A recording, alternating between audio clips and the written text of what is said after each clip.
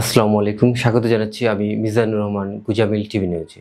দর্শক, এই মুহূর্তে ব্রেকিং নিউজ নিয়ে যেটা সমালোচিত হচ্ছে সবচেয়ে বেশি, সেই সংবাদ, সর্বশেষ সংবাদ নিয়ে আমি হাজির হয়েছি আপনাদের সাথে। যে বিএনপি মহাসচিবের সাক্ষাৎকার ঘিরে বিতর্ক, জামায়াত এনসিপিতে তীব্র ক্ষোভ এবং তীব্র প্রতিক্রিয়া তারা ব্যক্ত করেছে। দর্শক, এনসিপি এবং জামায়াত দুটি দলেরই যে প্রতিক্রিয়া, সেটাও আমি এই খবরে সেটা পড়ে শোনাবো। তো প্রথমে আসা যাক যে মূলত সেই সাক্ষাৎকার যেটা কলকাতার পত্রিকা এই সময়তে প্রকাশিত হয়েছিল, যেটা নিয়ে তীব্র বিতর্ক এবং প্রতিক্রিয়া সৃষ্টি হয়েছে এবং এনসিপি এবং জামায়াতের মধ্যে। সেটা হচ্ছে এই যে কলকাতার পত্রিকায় এই সময়ে প্রকাশিত এই সাক্ষাৎকারে বিএনপির মহাসচিব মির্জা ফখরুল ইসলাম আলমগীরের যেসব বক্তব্য এসেছে, এমনটি তিনি বলেননি বলে দলটির পক্ষ থেকে জানানো হয়েছে। যাই হোক, এখন যে জাতীয় নাগরিক পার্টি এখন আর কোনো শক্তি মনে করে না বিএনপি জামায়াতে ইসলামীকে আর মাথায় উঠতে দেবে না। দলটির যত না শক্তি, বিএনপি অকারণে তার চেয়ে বেশি গুরুত্ব দিয়েছে।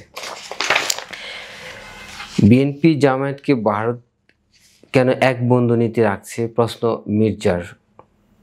শিরোনামে প্রকাশিত সাক্ষাৎকারটি নিয়ে বাংলাদেশের রাজনৈতিক অঙ্গনে আলোড়ন সৃষ্টি ও বিতর্কের সৃষ্টি করছে। সাক্ষাৎকারে কিছু বক্তব্য নিয়ে জামায়াতের ইসলামী তীব্র নিন্দা ও প্রতিবাদ জানিয়েছে। প্রতিক্রিয়া জানিয়েছেন এনসিপি নেতারাও। যদিও অন্তর্বর্তী সরকারের প্রধান উপদেষ্টা অধ্যাপক মোহাম্মদ ইউনূসের সঙ্গে যুক্তরাষ্ট্র সফরে থাকা বিএনপির মহাসচিবের পক্ষ থেকে জানানো হয়েছে, এই সময়ে সাক্ষাৎকারটি ভুলভাবে উপস্থাপিত হয়েছে, যা বিভ্রান্তিকর। বিএনপি মহাসচিব এ ধরনের বক্তব্য দেননি। তো প্রকাশিত সাক্ষাৎকারের শুরুটা ছিল আগামী জাতীয় সংসদ নির্বাচনকে নিয়ে। বিএনপির মহাসচিব মির্জা ফখরুল ইসলামের কাছে প্রশ্ন ছিল, আগামী বছর ফেব্রুয়ারিতে বাংলাদেশে জাতীয় নির্বাচন আদৌ কি হবে? জামায়াত ইসলামী ও এনসিপি যেভাবে একটার পর একটা নতুন দাবি তুলছে এবং যেগুলো পূরণ না হলে নির্বাচন হতে দেবে না বলেছে অনেকেই সংশয়।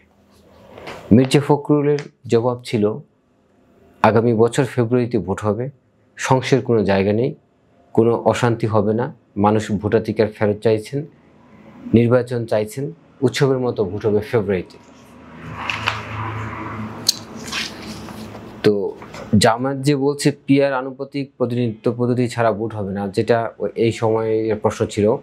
এনসিপি প্রচলিত সংবিধান বাতিল করে আগে গণপরিষদের নির্বাচন চাইছে, না হলে ভোট হতে দেবে না বলছে। এ প্রসঙ্গে মির্জা ফখরুলের যে বক্তব্য ছাপা হয়েছে তাতে বলা হয়, জামায়াত ভোটে আসবে, পিআর টিআর নয়, মানুষ যে পদ্ধতিতে ভোট বুঝেন সেই পদ্ধতি, প্রচলিত পদ্ধতিতে হবে বাংলাদেশে ভোট।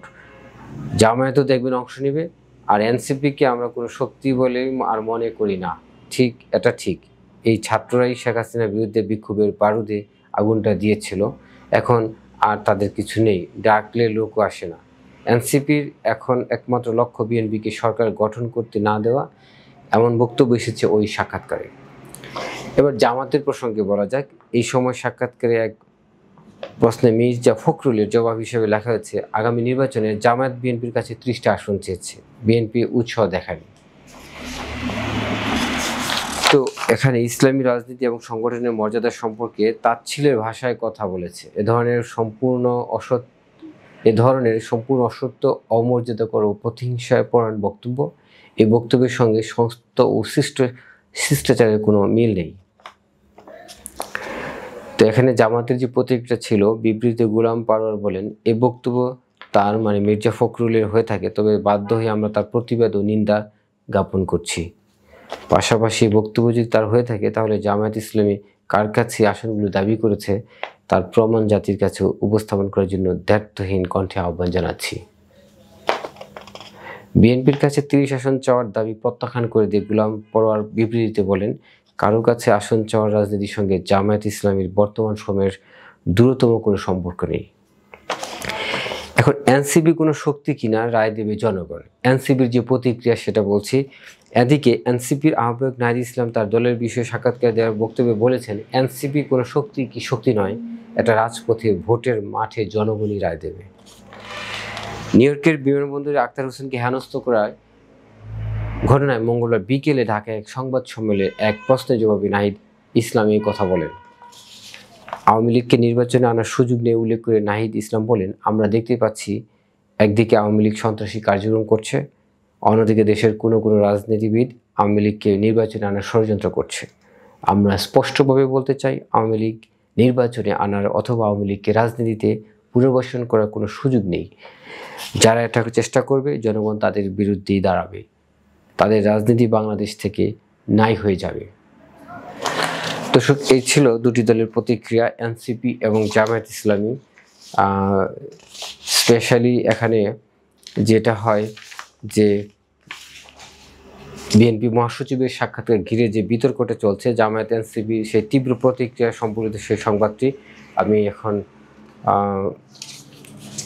উপস্থাপন করলাম। আর এখানে টোটালি ছিল সেটা আগামী জাতীয় সংসদ নির্বাচনকে কেন্দ্র করে। দর্শক, এই ছিল এখনকার সর্বশেষ। আশা করছি আমাদের সাথে থাকবেন। আর আমাদের এই সংবাদ যদি একটু ভালো লাগে তাহলে আশা করছি সাবস্ক্রাইব করে নেবেন এবং লাইক শেয়ার করে পাশে থাকবেন। ধন্যবাদ সবাইকে। আসসালাম।